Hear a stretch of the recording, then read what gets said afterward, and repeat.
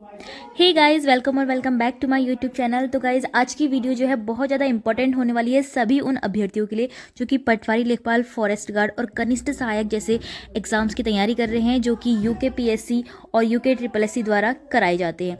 तो फ्रेंड्स, इन सभी एग्जाम में आपकी जो उत्तराखंड जीके है वो 40 मार्क्स की आती है।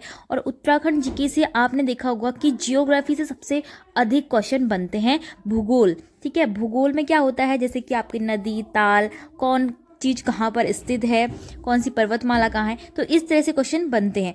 तो फ्रेंड्स, इस वाली जो वीडियो है इसमें मैंने 100 ऐसे क्वेश्चन लिए हैं जो कि भूगोल के हैं और एवरग्रीन क्वेश्चन है। एवरग्रीन क्वेश्चन मतलब कि वो हर एग्ज़ाम में आपको देखने के लिए मिलते हैं। बहुत ज़्यादा रिपीटेड क्वेश्चन ये हैं। तो चलिए फ्रेंड्स, बिल्कुल भी समय वेस्ट नहीं करते हैं और स्टार्ट करते हैं अपना पहला क्वेश्चन। पहला क्वेश्चन हमारे पास है, उत्तराखंड में भारत के पहले हिमालय की कौन सी श्रेणी स्थित है? तो राइट आंसर इसका होगा शिवालिक श्रेणी। दूसरा है, वृहत हिमालय और शिवालिक हिमालय के मध्य में कौन सा भाग है? वृहत हिमालय और शिवालिक हिमालय के जो बीच है उसमें है लघु हिमालय। तो ये आपको याद रखना है। अब है क्वेश्चन नंबर 3, वृहत हिमालय के बाद के भाग का नाम कौन सा है? वृहत हिमालय के बाद आता है ट्रांस हिमालय और वृहत हिमालय और शिवालिक के बीच आता है लघु हिमालय। ठीक है, क्वेश्चन नंबर 4 है, उत्तराखंड में सर्वोच्च पर्वत चोटी की ऊंचाई बतानी है। तो फ्रेंड्स, ये जो क्वेश्चन है मोस्ट इंपॉर्टेंट क्वेश्चन है, क्योंकि ये बहुत से एग्जाम में देखा गया है और मोस्ट एवरग्रीन क्वेश्चन ये है। उत्तराखंड में सर्वोच्च पर्वत चोटी, उसकी ऊंचाई बतानी है। 7,817 मीटर नंदा देवी चोटी है।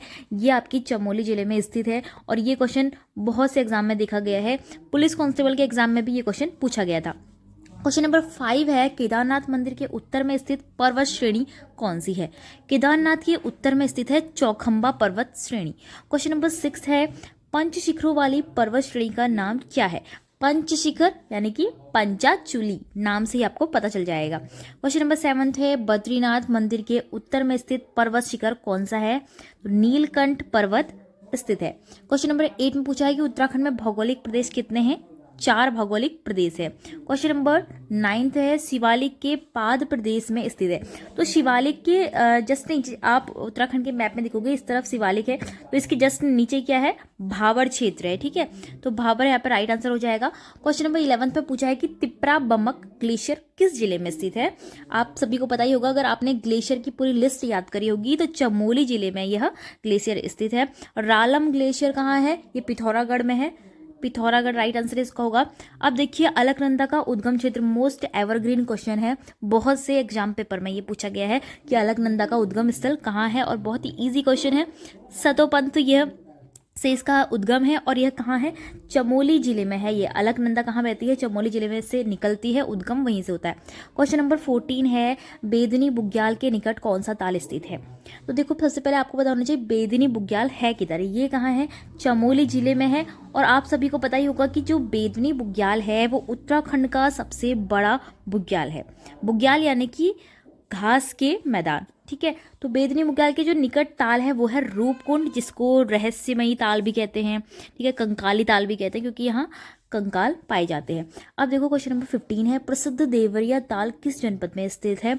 तो फ्रेंड्स, ताल तो जितने भी होते हैं वो सभी इंपॉर्टेंट है, और ये वाला जो क्वेश्चन है देवरिया ताल, ये आपसे पुलिस कांस्टेबल के एग्जाम में 18 दिसंबर 2022 को पूछा गया था। ठीक है, मैचिंग के रूप में मिलते हैं। अक्सर देखा गया है ना, अब की जो एग्जाम पैटर्न होता है उसमें ताल जो है मैचिंग में पूछे रहते हैं, तो आपको वही मैच करना होता है कि कौन सा स्थित है कौन सा नहीं है। तो ये रुद्रप्रयाग में स्थित है। ये वाला क्वेश्चन जो है हरीश ताल, ये भी आपका पुलिस कांस्टेबल के एग्जाम में आया था, ये नैनीताल में स्थित है। नेक्स्ट है, मलवा ताल किस नदी पर स्थित था? तो ये था कलसा नदी पर स्थित। क्वेश्चन नंबर 18 में पूछा है, बूढ़ा केदार क्षेत्र में कौन सा ताल है? इंपॉर्टेंट क्वेश्चन है, हमेशा देखा जाता है। महासर ताल जो है बूढ़ा केदार क्षेत्र में यह स्थित है। क्वेश्चन नंबर 19 में पूछा है, पिथौरागढ़ तिब्बत यात्रा मार्ग में प्रसिद्ध दर्रा कौन सा है? तो देखिए, आप सभी को पता ही होगा कि जो मानसरोवर यात्रा होती है वो किस दर्रे से होकर गुजरती है? लिपुलेख दर्रे से गुजरती है, और ये पिथौरागढ़ और तिब्बत के बीच में यह दर्रा है। ठीक है, अब देखो, क्वेश्चन नंबर 20 है, छिरबिटिया और डुंगरीला दर्रे किस दर्रे का यह नाम है? तो छिरबटिया और डुंगरीला दर्रा जो है, माणा दर्रा जो है इसका नाम है। और माणा आपका दर्रा किधर है? चमोली में है, और यह सीमांत गांव है। क्वेश्चन नंबर 21 है, उत्तराखंड में सर्वाधिक दर्रे किस जनपद में स्थित है? तो दर्रों की बात की जाए तो उत्तराखंड में तो सबसे अधिक कहाँ है? पिथौरागढ़ में स्थित है। सभी दर्रे जितने बहुत से मोस्ट इंपॉर्टेंट दर्रे जो है पिथौरागढ़ से ही पूछे जाते हैं। क्वेश्चन नंबर 22 है, भूकंपीय लहरों का ज्ञान किसके द्वारा किया जाता है? तो सिस्मोग्राफ, सभी ने सुना ही होगा, सिस्मोग्राफ से भूकंपीय लहरों को मापा जाता है। क्वेश्चन नंबर 23 है, सितंबर 1803 में उत्तराखंड में आए भूकंप की रिक्टर स्केल पर माप कितनी थी? तो भूकंप को रिक्टर स्केल से मापते हैं जो कि सिस्मोग्राफ के द्वारा हमें पता चलता है। तो 9.0 इसकी माप थी सितंबर 1803 वाले भूकंप की, जो कि उत्तराखंड में आया था। क्वेश्चन नंबर 24 है, 20वीं सदी के उत्तरार्ध में उत्तरकाशी भूकंप कब आया था? तो मोस्ट इंपॉर्टेंट भूकंप ये है। तो 20 अक्टूबर 1991 में यह आया था उत्तरकाशी जिले में। ठीक है। क्वेश्चन नंबर 25 है, उत्तराखंड में अपवाह प्रणालियां कितने वर्गों में विभक्त है? तो राइट आंसर इसका होगा 4 वर्गों में। क्वेश्चन नंबर 26 है, क्षेत्रफल के अनुसार उत्तराखंड हिमालय की सबसे बड़ी प्रवाह प्रणाली वाली कौन सी नदी है? अच्छा, प्रवाह प्रणाली पूछी है तो भागीरथी अलकनंदा प्रवाह प्रणाली सबसे बड़ी जो है प्रवाह प्रणाली है। और अगर आपसे पूछा जाता है कि सबसे अधिक प्रवाह पथ वाली नदी कौन सी, इसको आप ध्यान में रखना। प्रवाह प्रणाली अलग चीज है और प्रवाह पथ मतलब सबसे लंबा रास्ता कौन बनाती है? तो कौन बनाती है? उत्तराखंड की सबसे लंबी नदी ही सबसे लंबा रास्ता भी बनाएगी। तो काली नदी जो है उत्तराखंड की सबसे लंबी प्रवाह पथ वाली नदी है। क्वेश्चन नंबर 27 है, रामगंगा प्रवाह प्रणाली में कौसानी के निकट से उद्गमित होने वाली कौन सी नदी है? तो कौसानी के निकट से कोसी नदी निकलती है, बागेश्वर में से निकलती है। और यह भी याद रखना है कि कोसी नदी के तट पर आपके रामनगर में गर्जिया मंदिर है। ये आपका क्वेश्चन पटवारी लेखपाल के एग्जाम में आया था, जो कि निरस्त हो गया था फिर आपका क्वेश्चन पेपर। तो आपसे पूछा गया था कि ये पूछा गया था कि क्वेश्चन में कि गर्जिया मंदिर किस नदी के तट पर है? ठीक है, तो कोसी उसका राइट आंसर था। क्वेश्चन नंबर 28 है, उत्तराखंड में किस नदी का प्रवाह पथ सबसे लंबा? ये देखिए, अभी मैंने ये क्वेश्चन बोला और ये आ भी गया, काली नदी इसका राइट आंसर होगा। सरयू नदी का उद्गम कहाँ से होता है? ये भी आपका बागेश्वर से होता है, भद्रतुंग से। ठीक है, सरयू नदी का उद्गम स्थल। अब है क्वेश्चन नंबर 30, भागीरथी नदी का प्रवाह पथ कितना लंबा है? तो 205 किलोमीटर का इसका प्रवाह पथ है। क्वेश्चन नंबर 31 में पूछा है, उत्तराखंड में गंगा नदी कहाँ से कहाँ तक प्रवाहित होती है? तो आप सभी को पता ही होगा कि देवप्रयाग से भागीरथी में जब अलकनंदा का संगम होता है तब वह जाके गंगा बनती है देवप्रयाग से। टिहरी के देवप्रयाग से लेकर रामशिवाला हरिद्वार तक, फिर हरिद्वार से यह बाहर निकल जाती है। क्वेश्चन नंबर 32 है, उत्तराखंड में सबसे बड़ा कृत्रिम बांध किस नदी पर बना है? कृत्रिम बांध बना है भागीरथी नदी पर। क्वेश्चन नंबर 33 है, प्रति 1000 मीटर की ऊंचाई पर तापमान में कितने डिग्री सेल्सियस की कमी आती है? राइट आंसर इसका होगा 10 डिग्री सेल्सियस की। क्वेश्चन नंबर 34 में पूछा है, नैनीताल नगर की औसत वार्षिक वर्षा है? वार्षिक वर्षा यहाँ की है 2700 मिलीमीटर। क्वेश्चन नंबर 35 है, जून माह की गर्मियों के दौरान किच्छा का तापमान रहता है 40.6 डिग्री सेल्सियस। गर्मियों के दौरान का यह तापमान है, काफ़ी अधिक है। क्वेश्चन नंबर 36 है, जनवरी माह की सर्दियों में मुक्तेश्वर का तापमान, क्योंकि मुक्तेश्वर का तापमान जो है सबसे कम रहा था, 5.8 डिग्री सेल्सियस इतना रहता है। क्वेश्चन नंबर 37 है, उत्तराखंड में सर्वाधिक वर्षा वाला क्षेत्र कौन सा है? आप सभी को पता ही होगा, शिवालिक क्षेत्र, जैसे कि आपका हो गया देहरादून साइड, तो वहाँ पर सर्वाधिक वर्षा वाला ये क्षेत्र है। नरेंद्र नगर को आप ले सकते हो। क्वेश्चन नंबर 38 है, उत्तराखंड में उपोष्ण जलवायु किस क्षेत्र में पाई जाती है? भाबर तराई क्षेत्र में। क्वेश्चन नंबर 39 है, उत्तराखंड में अल्पाइन जलवायु प्राय कितनी ऊंचाई वाले क्षेत्रों में होती है? 3000 से 4200 मीटर की ऊंचाई वाले क्षेत्रों में। उत्तराखंड में कुल भौगोलिक क्षेत्र के कितने हिस्से में वनों का विस्तार है? तो वनों का विस्तार है 71.05%। क्वेश्चन नंबर 41 है, उत्तराखंड के पर्वतीय क्षेत्रों की वह भूमि जो जंगलों के निकट होती है क्या कहलाता है? जंगलों के निकट वाली जो भूमि होती है उसको ईजर या फिर कटील भूमि कहा जाता है। अब पूछा है, साल, सागौन, हल्दू आदि वृक्ष किस प्रकार के वन क्षेत्र में पाए जाते हैं? ये पाए जाते हैं उष्ण कटिबंधीय आर्द्र पतझड़ वाले वन क्षेत्र में। क्वेश्चन नंबर 43 में पूछा है, पर्वतीय शीतोष्ण वन में कौन सी वृक्ष प्रजातियां पाई जाती है? चीड़, बाज और बुरांस, यह है पर्वतीय शीतोष्ण वन। ठीक है, शीतकाल वाले। अब 44, शीत कटिबंधीय वनस्पति कितनी ऊंचाई पर मिलती है समुद्र तल से? ये 2000 से 4000 मीटर तक। क्वेश्चन नंबर 45 है, मोस्ट इंपोर्टेंट ये क्वेश्चन है, एवरग्रीन क्वेश्चन है। उत्तराखंड की किस वृक्ष प्रजाति को हरा सोना कहा जाता है या फिर इसको वरदान कहा जाता है? बांज वृक्ष ये है, जो कि उत्तराखंड का बहुत ही फेमस वृक्ष है, क्योंकि यह कई कामों में यूज़ होता है, जैसे कि यह आग जलाने में और गाय भैंसों के लिए हरा चारा के लिए भी यूज़ होता है। तो ये उत्तराखंड का वरदान है बांज वृक्ष। क्वेश्चन नंबर 46 है, उत्तराखंड में प्राकृतिक जड़ी बूटियां किस भौगोलिक क्षेत्र में पाई जाती है? ये पाई जाती है अल्पाइन घास के मैदानों में, ठीक है, बुग्यालों में। क्वेश्चन नंबर 47 है, कत्था किस वृक्ष से प्राप्त किया जाता है? ये खैर की लकड़ी बोला जाता है, तो कत्था ये यहाँ से ही प्राप्त किया जाता है। क्वेश्चन नंबर 48 है, वन झाड़ियों और घासों को किस नाम से जाना जाता है? तो वन झाड़ियाँ घास, तो इनको क्या बोलते हैं? वनस्पति बोला जाता है। क्वेश्चन नंबर 49 है, पर्वतीय क्षेत्रों में जल संरक्षण के लिए किस तरह की वृक्ष प्रजातियां उपयोगी मानी जाती है? चौड़ी पत्ती वाले वृक्ष, ठीक है, जल संरक्षण के लिए। क्वेश्चन नंबर 50 है, पर्वतीय क्षेत्रों में गांव वासियों के संरक्षण में चली आ रही पुरानी वन व्यवस्था को किस नाम से जाना जाता है? वन पंचायत के नाम से जाना जाता है। सघन वनावरण से मौसम पर क्या अनुकूल प्रभाव पड़ता है? तो देखो, सघन जब घने वन होंगे तो क्या होगा? वर्षा भी अधिक होगी, तो अच्छी वर्षा होती है। क्वेश्चन नंबर 52 है, लघु हिमालय क्षेत्र में प्राय किस तरह की मृदा पाई जाती है? उप पर्वतीय मृदा। क्वेश्चन नंबर 53 में बोला, उत्तराखंड में सबसे अधिक उपजाऊ मृदा किस क्षेत्र में पाई जाती है? तो तराई क्षेत्र जो होता है, यहाँ अत्यधिक उपजाऊ मृदा पाई जाती है, जिससे कि फसलें अच्छी होती है। क्वेश्चन नंबर 54 है, पर्वतीय क्षेत्र की परंपरागत भूमि वर्गीकरण के प्रकार क्या है? कटील, उपराऊ और तलाऊ, ठीक है, ये 3 प्रकार होते हैं, कटील, उपराऊ और तलाऊ। क्वेश्चन नंबर 55 है, पर्वतीय छिछली मृदा कहाँ पाई जाती है? ये पाई जाती है हिमाच्छादित क्षेत्रों में, यानी कि जहाँ बर्फ गिरती है उन क्षेत्रों में छिछली मृदा पाई जाती है। क्वेश्चन नंबर 56 है, प्राकृतिक कारकों से मृदा के ह्रास होने की प्रक्रिया क्या कहलाती है? भू अपरदन कहलाती है, यानी कि भूमि का कटाव। क्वेश्चन नंबर 57 है, मिट्टी की ऊपरी सतह को क्या कहा जाता है?